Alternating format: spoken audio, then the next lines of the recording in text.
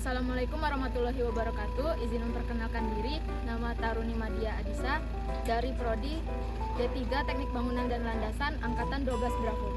Baiklah, kali ini saya akan menyampaikan kegiatan yang saya lakukan saat OJT di Bandara Ngorang, yaitu tentang analisis kestabilan tanah yang ada di parkiran kendaraan.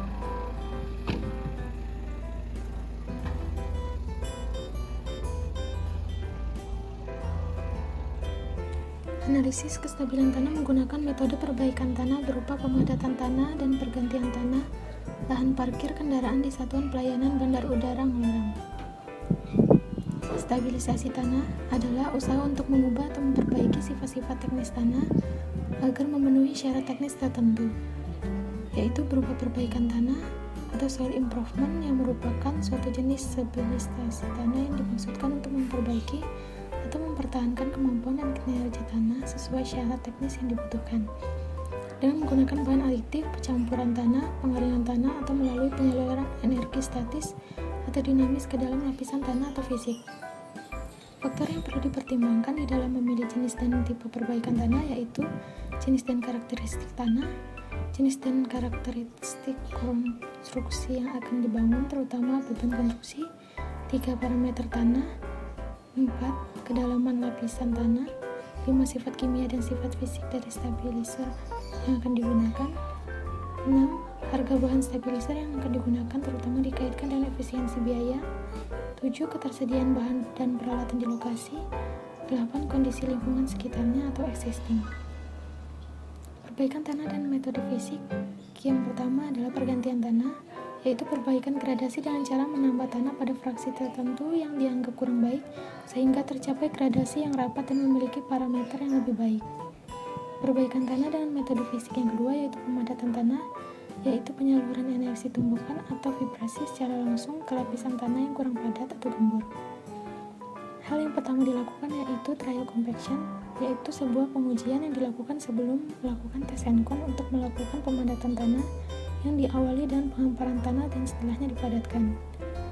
Prosedur analisa.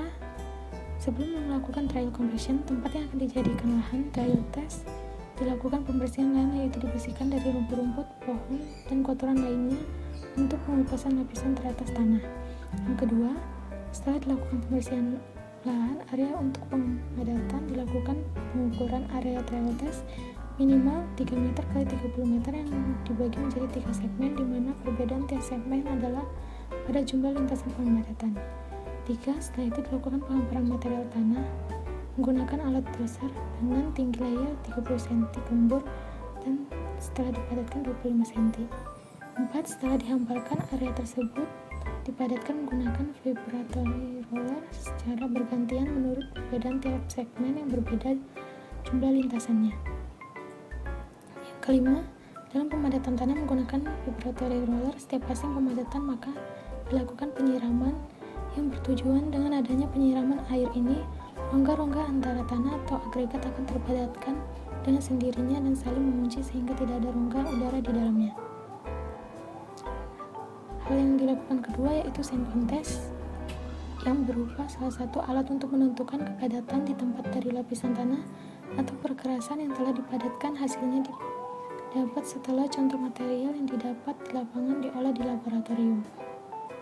Prosedur kerjanya yaitu pertama meratakan permukaan tanah yang akan diperiksa dan meletakkan plat corong pada permukaan yang telah rata lalu dipaku dan dikokohkan agar tidak goyah atau geser. Kedua, menggali tanah yang terletak di dalam lubang dalam plat dengan kedalaman 15 cm dan tidak melampaui tebal hamparan padat.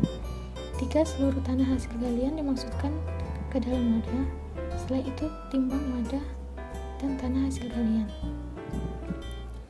Lalu botol diisi pelan-pelan dan pasir sampai secukupnya.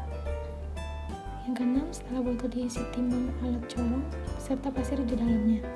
Lalu letakkan alat dengan corong ke bawah di atas plat corong dan keran dibuka pelan-pelan sehingga pasir masuk ke dalam lubang. Setelah pasir berhenti mengalir, keran ditutup kembali dan alat dengan sisa pasir ditimbang. Setelah itu diambil sedikit tanah dan dari wadah lalu dimasukkan di dalam wadah yang berukuran kecil dan ditimbang. Lalu dimasukkan ke oven atau dibakar menggunakan pembakaran spiritus untuk menentukan kadar air. Yang terakhir, setelah dibakar, udara dan tanah yang sudah dibakar di oven ditimbang kembali untuk mengetahui berat isi tanah kering. 3. Baiklah, terima kasih telah mengikuti materi yang telah saya jelaskan. Jangan lupa like, komen, dan subscribe. Wassalamualaikum warahmatullahi wabarakatuh.